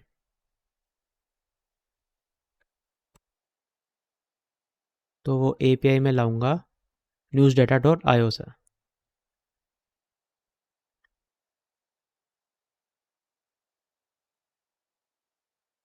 अगर डाटा का एक्सेल, हाँ उसमें चेनिंग यूज़ कर सकते हैं। डॉट देन बताया ना मैंने, रिटर्न करके चेनिंग यूज़ कर सकते हैं उसमें हम डेटा के साथ। तो पहले इसमें साइन अप कर लो। फटाफट कर लेता हूँ मैं। इसमें डाल दो।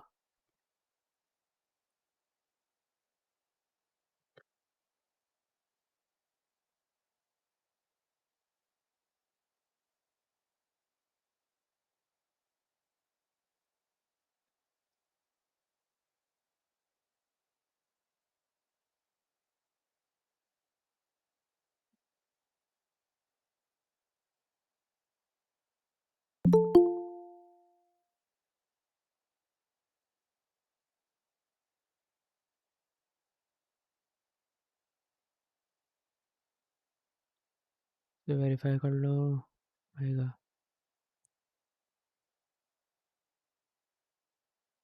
सिंपल साइन अप है।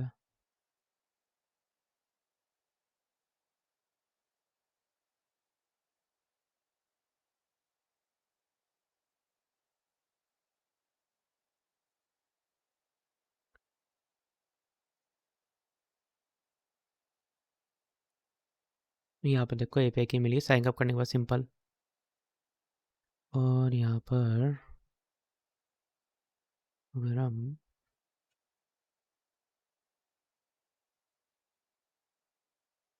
विन किया,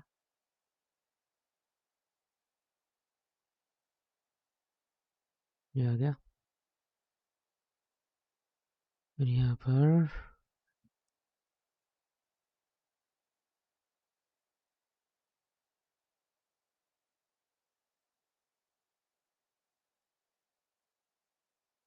डॉक्यूमेंटेशन रहता है ना,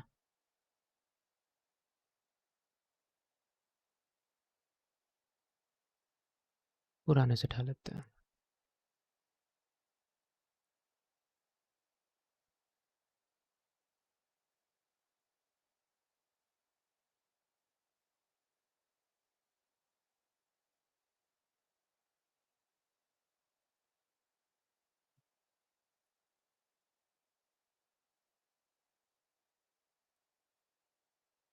ईपीआई की कॉपी,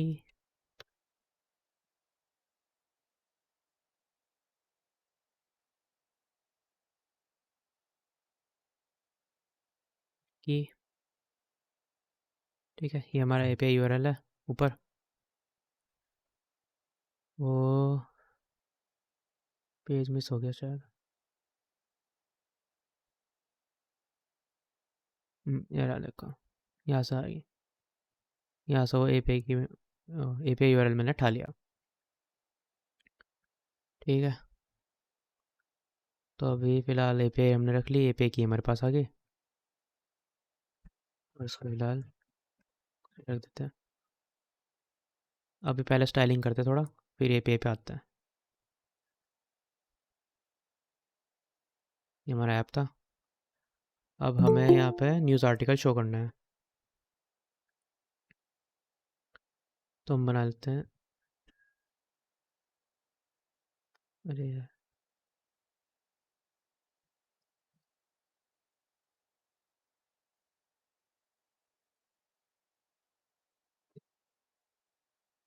ठीक है, यहाँ बनाया हमने news container dot news card.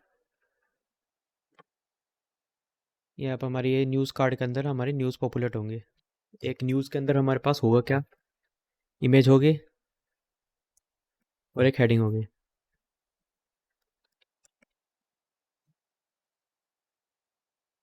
और इमेज को हम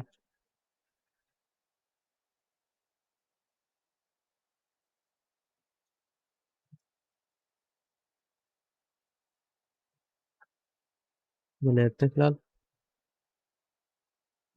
डिफ़ॉल्ट इमेज हमारी यही होगी। अब देखो काफ़ी बड़ा आ गया, इसे हम पहले स्टाइल करते हैं।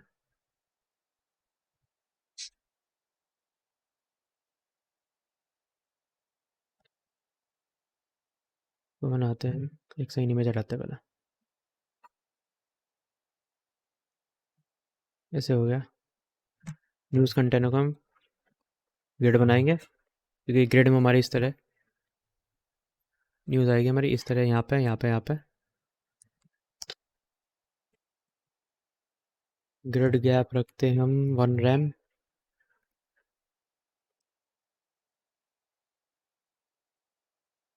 रिपीट करेंगे 3 250 पिक्सल।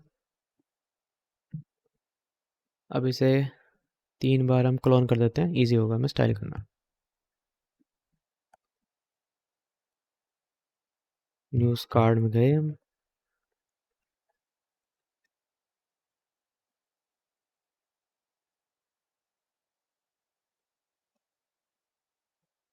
अब देखो इस तरह दिखाया गया है। और इसका हम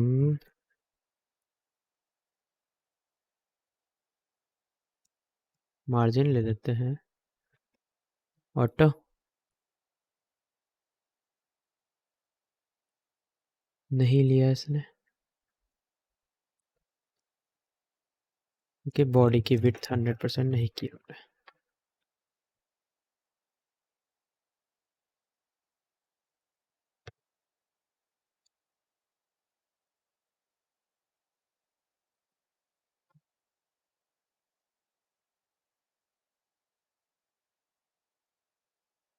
इसके सिंपली सेंटर लाना है हमें,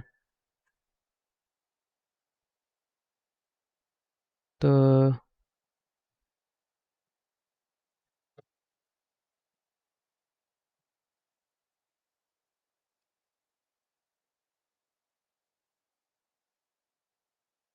सेंटर ले लेते हैं।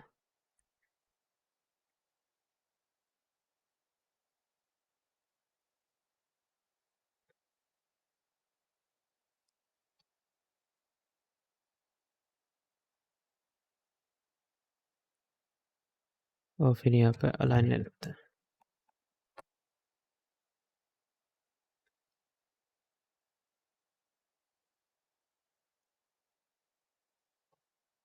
ये हो गया हमारे सेंटर में।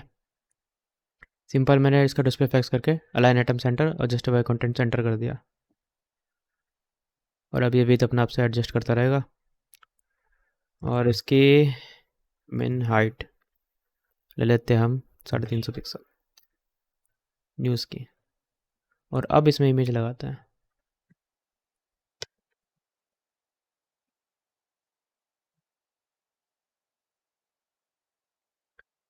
ये ले लेते हैं।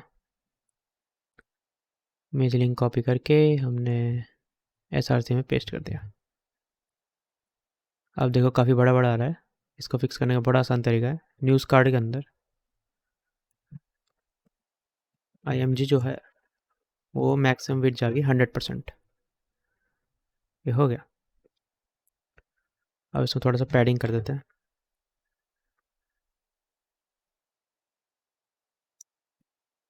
पैडिंग करते हैं 7 पिक्सल। थोड़ा मार्जिन दे देता हूँ ऊपर से। बेसिक स्टाइलिंग है फिलहाल तो।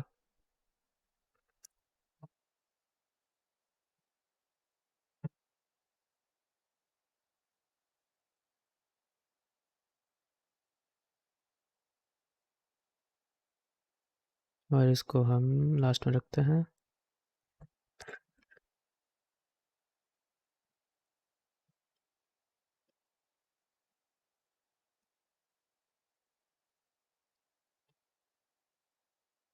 सिंपल है फिलहाल, अभी ये रख लेते हैं। ज़्यादा UI में टाइम लग जाएगा। तो अभी करते क्या है हम, हमारे पास स्ट्रक्चर क्या बना है। न्यूज़ कंटेनर के अंदर हमारे इस तरह के कार्ड शो हो रहे हैं। हर एक कार्ड हमारे एक न्यूज़ है जिसके अंदर एक इमेज और एक हेडिंग है। बस अभी फ़िलहाल यही है। ये हमारा ग्रेड है इसलिए इस तरह दिखा रहा है। अब मैंने 2-3 बार क्लोन किया, देखो इस तरह दिखा देगा फिर ये कार्ड्स में।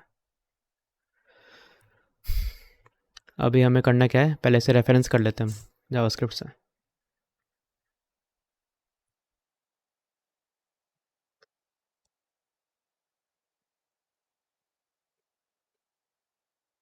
क्वेरी सेलेक्टर यूज़ करूँगा मैं। ओके, मैंने अभी से रेफरेंस कर लिया। अब मैं एक फंक्शन बनाऊंगा पॉपुलेट न्यूज़ के नाम से, जो कि पेज खुलते ही रन हो जाएगा।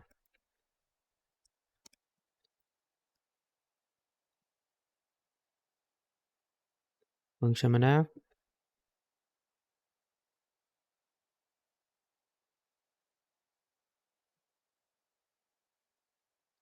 अब इसके अंदर या तो हम 2 फंक्शन लगा सकते हैं या एक में ही काम कर लें। फिलहाल इसको ऐसे रखते हैं। एसिंक फंक्शन न्यूज़ डेटा लेते हैं पहले। Fetch news.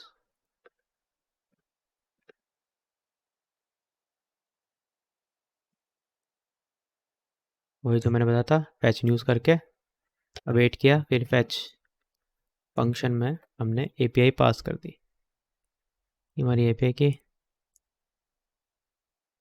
अब फिलहाल अभी यहाँ पे क्यू के आगे जो ये टॉपिक है यही लेगा हमारा एज ए न्यूज़ के टॉपिक्स। फिलहाल हम इसको लेते हैं क्वेरी में ले लेते हैं, लेट बना के, क्योंकि हमारा क्वेरी चेंज होगा। Latest news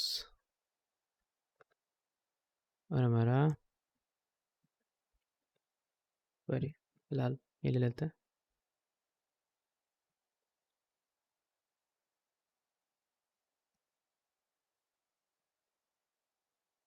wait response dot Jason.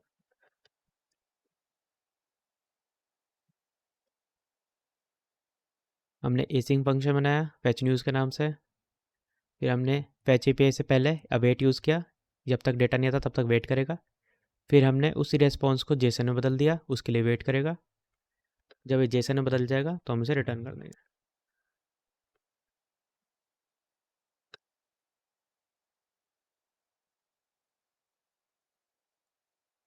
अब एक वेरिएबल बनाया मैंने न्यूज़ डेटा के नाम से, उस हम फैच न्यूज़ रन करेंगे।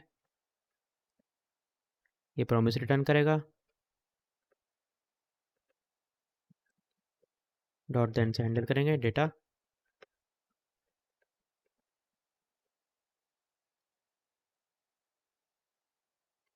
देखो हमारा कंसोल में, एक सेकंड कहीं मिस्टेक हुई।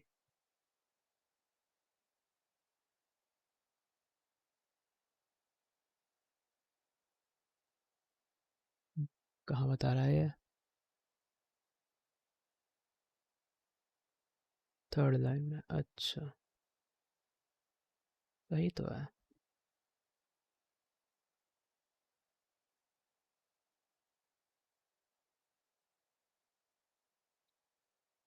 तो लेट बना के देख।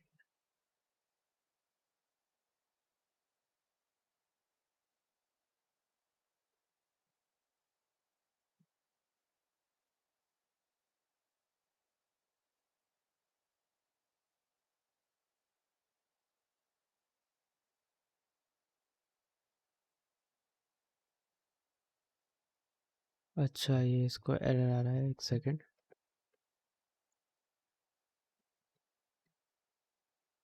ये देखो यहाँ पे ये दिखा नहीं रहा, तो दिक्कत आ रहा है इसको सेलेक्ट करने में। और हमारा ये तो काम कर रहा है,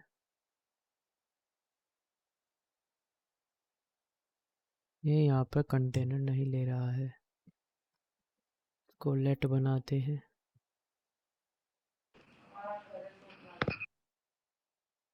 लेक्सिकल स्कोपिंग,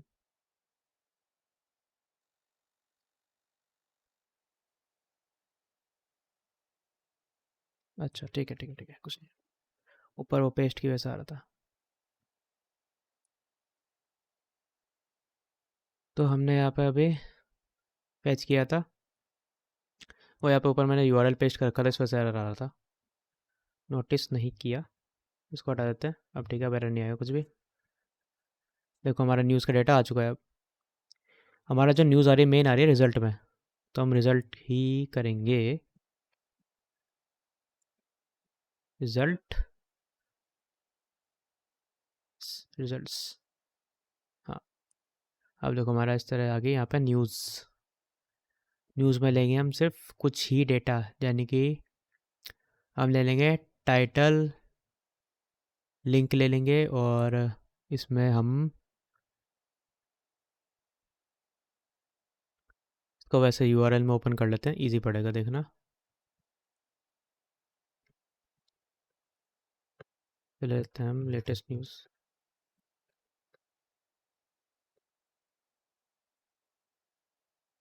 और एपीआई के यहाँ पे पेस्ट करता हूँ।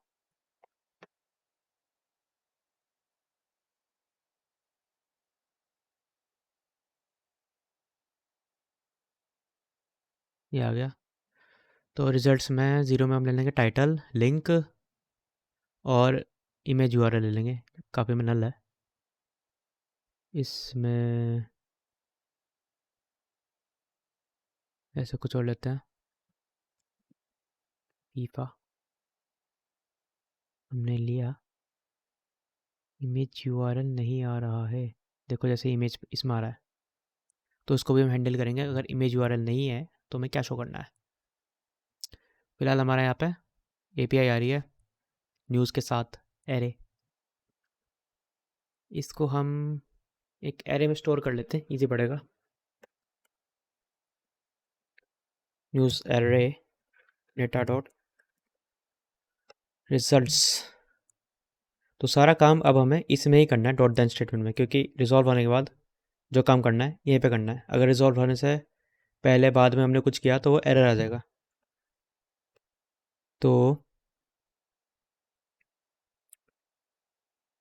इसको हम फॉर ईच लूप लगा लेते हैं। यूजर डॉट फॉर ईच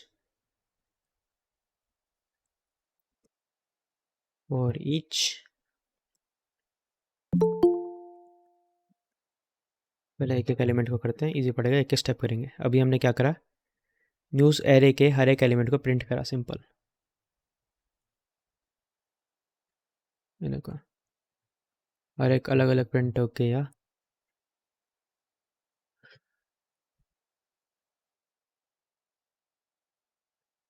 अब हर एक के साथ हमें करना क्या है, न्यूज़ कंटेंट में गए, dot inner H T M L, क्योंकि हम इसे न्यूज़ को ऐड करेंगे यहाँ पे, तो plus is equal to news H T M L, ये ऊपर बना देते हैं news H T M L,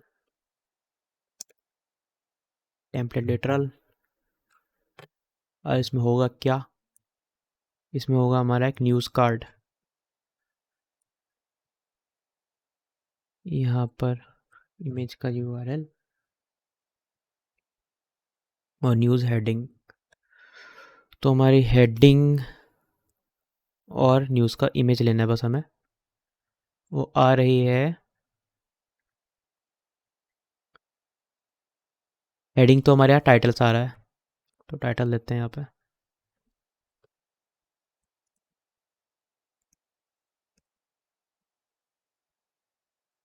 element dot title, और इमेज में आ रहा है हमारा यूआरएल, इमेज यूआरएल इसी तरह है, हाँ मेरा इमेज यूआरएल ये हमने ले लिया। अब ये खुलते ही पॉपुलेट हो जाएगा, देखो इस तरह आ गई। जो हमने लगाई थी वो हटा देते हैं फिलहाल, तो अच्छा दिखेगा।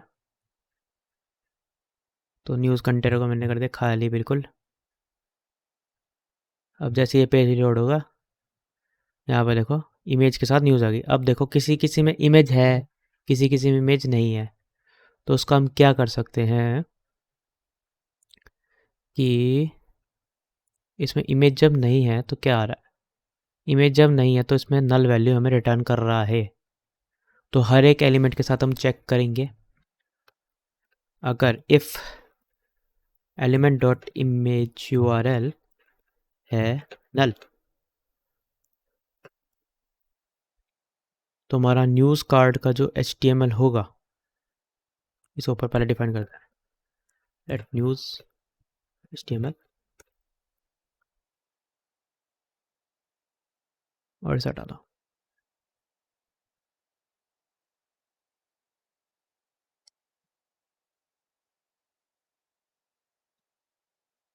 देखो मैंने क्या किया, इजी करने के लिए मैंने ऊपर बस एक सिंपल वेरिएबल डिसाइड कर लिया न्यूज़ HTML के नाम से, ठीक है।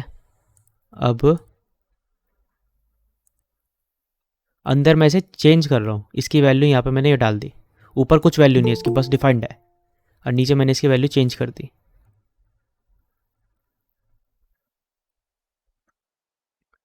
अगर इसकी इमेज यूआरएल नल है तो यहाँ पे हमें क्या दिखाना है,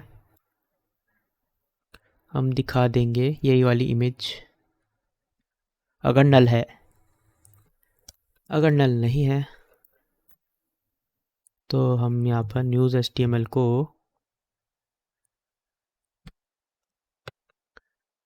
वही न्यूज़ का जो इमेज होगा वो कर देंगे सेट। तो अब देखो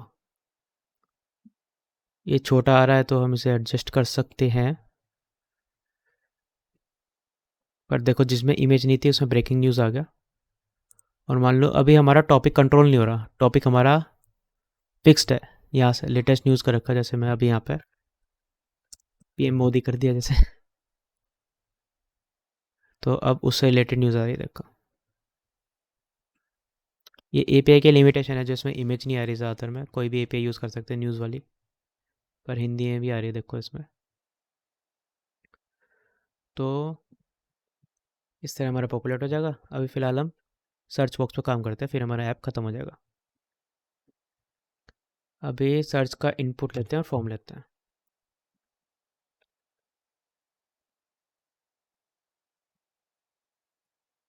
हमारे में अभी एक ही फॉर्म है तो इसलिए फॉर्म ले लेता हूँ मैं।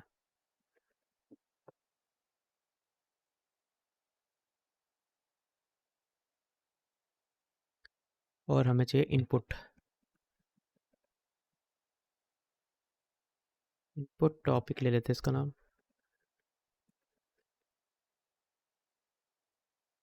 फॉर्म के अंदर इनपुट। तो अभी हमने ले लिया रेफरेंस इस फॉर्म का और इस इनपुट का। बटन का लेने की ज़रूरत नहीं क्योंकि ऑटोमेटिकली सबमिट हो जाएगा। टाइप सबमिट है ना यहाँ पे इसका, इसलिए इसका रेफरेंस लेने की ज़रूरत नहीं है। तो अभी हम क्या करेंगे,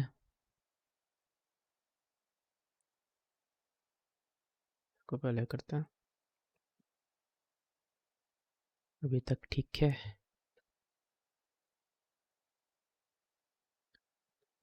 form dot event listener add करेंगे। सबमिट होने पर ये वाला फंक्शन हमारा रन हो जाएगा।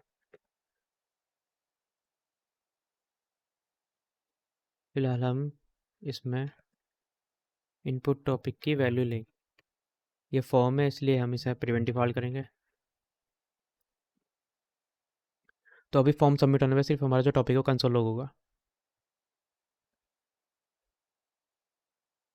सो इनको सिलेक्शन में गड़बड़ हुआ है। अच्छा,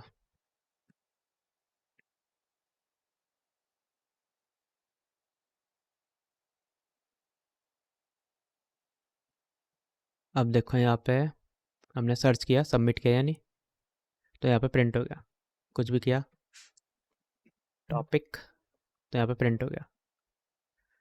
तो अभी हमारे पास सबमिट होने पर टॉपिक आ रहा है कि हमें किस बारे में न्यूज़ चाहिए। अब उसे हम पॉपुलेट कैसे करेंगे।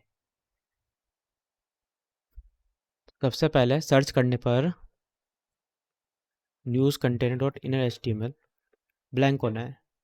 पुरानी जो न्यूज़ होगी पहले हम गायब कर देंगे सारी। सर्च करने पर सर्च किया, गायब कर दिया, अब ये गायब ही रहेगी क्योंकि हमने आगे का लॉजिक नहीं लिखा है। पुरानी गायब होंगी, नहीं आएंगी, तो इसलिए अब एक फंक्शन बना लेते हैं पॉपुलेट न्यूज़ के नाम से। इसको ही रैप कर देते हैं जो हमने फैच वाला बनाया था। Function populate news.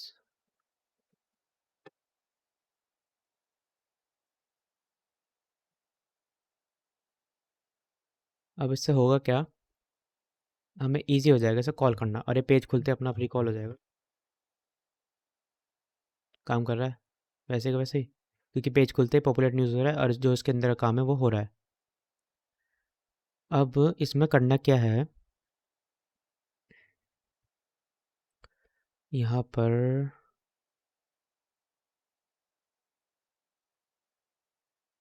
ठीक है। अब यहाँ पर हमने क्वेरी यहाँ पे ऊपर फिक्स नहीं कर सकते क्योंकि एपीआई में फिर सर्च करेगा तो यही वाला कॉल कर देगा। इसका फिक्स करने के लिए हम यहाँ पे दूसरा लगा देते हैं, माई क्वेरी।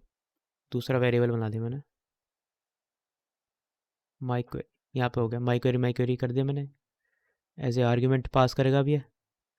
और जब यहाँ पर हम न्यूज़ डेटा में कॉल कर रहे होंगे तो ऊपर वाला क्वेरी इसमें पास कर देगा, ये वाला। यहाँ पर डायरेक्ट हम एपीआई में पास नहीं कर रहे, जब हम ये फंक्शन कॉल करेंगे फैच वाला तभी हम इसमें क्वेरी वाला टेक्स्ट पास करेंगे। तो अब हमें करना क्या है, इससे हुआ क्या फ़ायदा।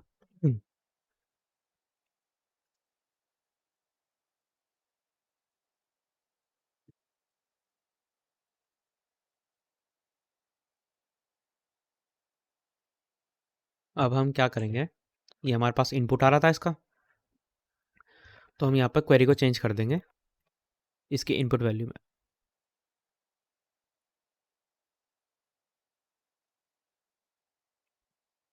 अब अगर हम यहाँ पे कंसोल लॉग करें इसको, क्वेरी को,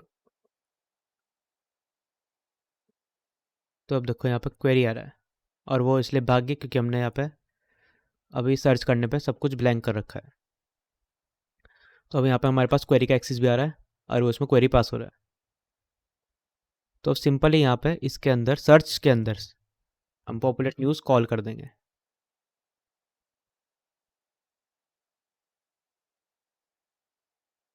ये हो गया रन। अभी हमने जैसे फीफा किया सर्च, पहले गायब होगी फिर नई वाला पॉपुलेट हो जाएगा। अब देखो इस तरह काम बन रहा है। अभी जैसे हमने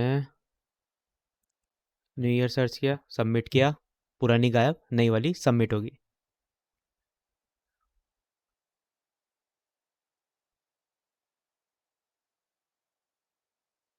एक बार मैं बता देता हूँ उसको कि ये हुआ कैसे। सबसे पहले तो हमने एक फैच एपीआई फंक्शन बनाया यहाँ पर। हमने उसके लिए अवेट किया, प्रॉमिस था ये, क्योंकि फैच एपीआई हमें एक प्रॉमिस रिटर्न करता है। उसके लिए हमने फिर वेट किया, जेसन में बदला, जेसन को रिटर्न कर दिया। जेसन रिटर्न करने के बाद हमने इसे एक वेरिएबल में भर दिया न्यूज़ डेटा में। अब ये फैच एपीआई है तो ये इसलिए प्रॉमिस रिटर्न करता है। डॉट देन से यूज़ किया हमने, डेटा लगाया और उस डेटा के साथ हमने अलग अलग वैल्यू ले ली।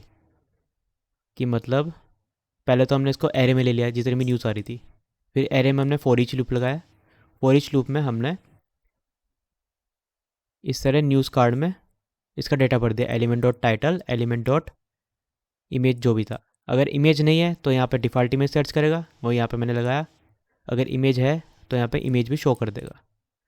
और फिर जब सारे यहाँ पे फॉर ईच लूप में रन हो जाएगा तो एक एक करके यहाँ पे न्यूज़ कंटेनर में प्लस कर देगा। इसी तरह यहाँ पे काम बन रहा है। अब अगर सर्च करने के बाद इसको एम्प्टी करना है तो वो भी काम कर सकते हैं बड़ा आसानी से। सबमिट वाला ये रहा। अब इसको हम कर सकते हैं input topic dot value blank. ये रन हुआ, ऐसे आ गया। डिफ़ॉल्ट है, यहाँ पे जो रखना चाहते हो डिफ़ॉल्ट रख सकते हो, जैसे लेटेस्ट न्यूज़। ये डिफ़ॉल्ट है हमारा ऊपर क्वेरी, क्योंकि पहली बार में ये पास कर रहा है यहाँ से। अब देखो डिफ़ॉल्ट ही आ गया। सर्च किया हमने फीफा, फीफा आ गया। सर्च किया हमने 2023, तो ये आ गया। इस तरह हमारा प्लेन जावास्क्रिप्ट से न्यूज़ ऐप बन जाएगा। पैच एपीआई और एसिंग अवेट का हमने इसमें इस तरह यूज़ कर लिया। इसमें किसी को कोई दिक्कत?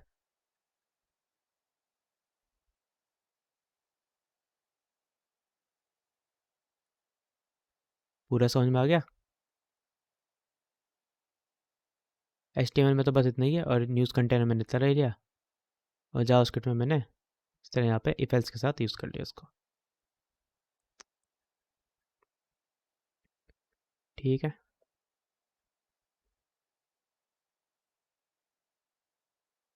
हेलो। हेलो, हाँ बोलो। हाँ, ये पॉपुलेट न्यूज वाला जो आपने फंक्शन बनाया है उसको दो बार, एक बार इवेंट लिसनर के अंदर कॉल किया, एक बार नीचे भी। तो हाँ, ऐसा क्यों दो बार क्यों कॉल किया इसको? दो बार देखो इसलिए कॉल किया क्योंकि अगर मैं इसे कॉल नहीं करूँगा, ये तो सिंपल पेज खुलते सारा कोड एक बार रन हो जाता है ऊपर से लेकर नीचे तक। हम्म। ये फंक्शन मैंने बस बनाया, कॉल ही नहीं किया, यानी न्यूज़ आएंगी ही नहीं। जब मैंने लोड किया आई नहीं। अच्छा। एक सेकेंड, अच्छा उससे आएगी अभी, एक सेकेंड। ये प्रॉमिस से कॉल हो रहा है। अगर यहाँ पर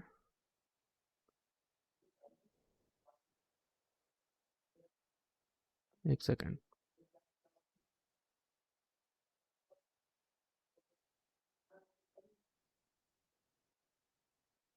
अब देखो यहाँ पर आई नहीं है क्योंकि हम्म। सिर्फ फंक्शन बना हुआ है, कॉल ही नहीं हुआ वो। अब मैंने इसे कॉल किया पेज खुलते ही, अब आ गई न्यूज़, इसलिए मैंने यहाँ पे कॉल किया। अब ऊपर मैंने इसलिए कॉल किया, अगर मैं यहाँ पे कॉल नहीं करूँगा तो इससे पता क्या चलेगा कि न्यूज़ लानी कब है। अब ने अच्छा, सार दूसरे दूसरे टॉपिक की। हाँ, दूसरे टॉपिक की न्यूज़ यहाँ पे दोबारा लानी है ना। हाँ हाँ। पहले हमने पहले वाली क्लियर कर दी यहाँ से, और हम्म। दूसरी वाली फिर हमने यहाँ से पॉपुलेट कर दी। ठीक है। Thank you. ठीक।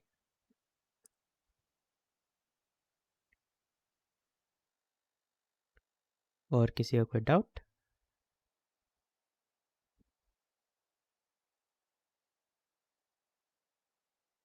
ओके, तो मैं एंड कर देता हूँ इसको।